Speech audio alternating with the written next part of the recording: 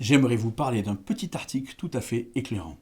C'est un article écrit au milieu du XXe siècle par Leonard Read, fondateur de la Fondation pour l'éducation économique. C'est un article qui raconte une histoire, celle d'un crayon noir.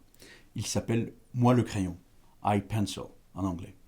Je vous conseille vivement de le lire, parce qu'il vous fera comprendre en quelques minutes des tas de choses sur l'économie et bien évidemment sur le sujet qui nous tient ici, c'est-à-dire le développement.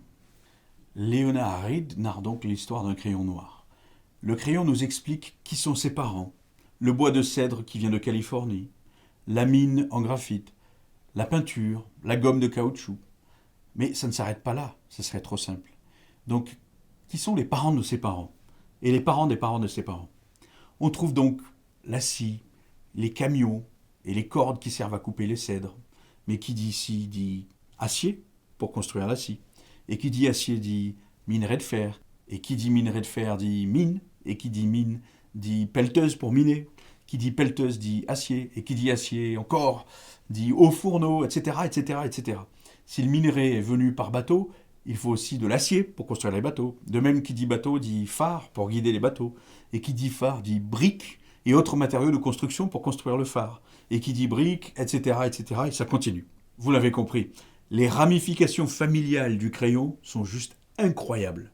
Le crayon, cet objet absolument commun qui ne vaut pas 50 centimes d'euros, est issu d'un processus extrêmement complexe d'échange entre des milliers, peut-être des millions de personnes travaillant dans des centaines de secteurs différents, et ce, tout autour de la planète.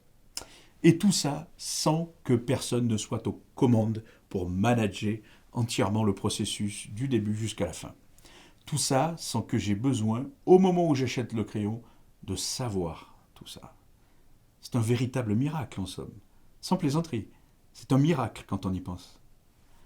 On prend ça pour acquis tous les jours. Pourtant, projetons-nous 20 000 ans en arrière, quand la division du travail se faisait peut-être au sein de la famille ou du petit clan. Le degré de complexité de la société actuelle, qui reflète son degré de développement, est à des millions d'années-lumière de ça. On comprend alors que le concept de coordination est fondamental en économie. Le système mondial d'échange coordonne tous ces efforts de ces millions de gens dans les mines, les bateaux, les forêts, les phares, etc., etc., des gens qui ne se connaissent pas et qui ne me connaissent pas, afin de faire que je puisse acheter un crayon à la papeterie en bas de chez moi. Tout ça est coordonné, mais par personne. Ou plutôt pas par une personne de manière centralisée, et en même temps par tout le monde de manière décentralisée. Mais comment ça marche? D'où vient cette coordination? C'est une des découvertes majeures de la science économique.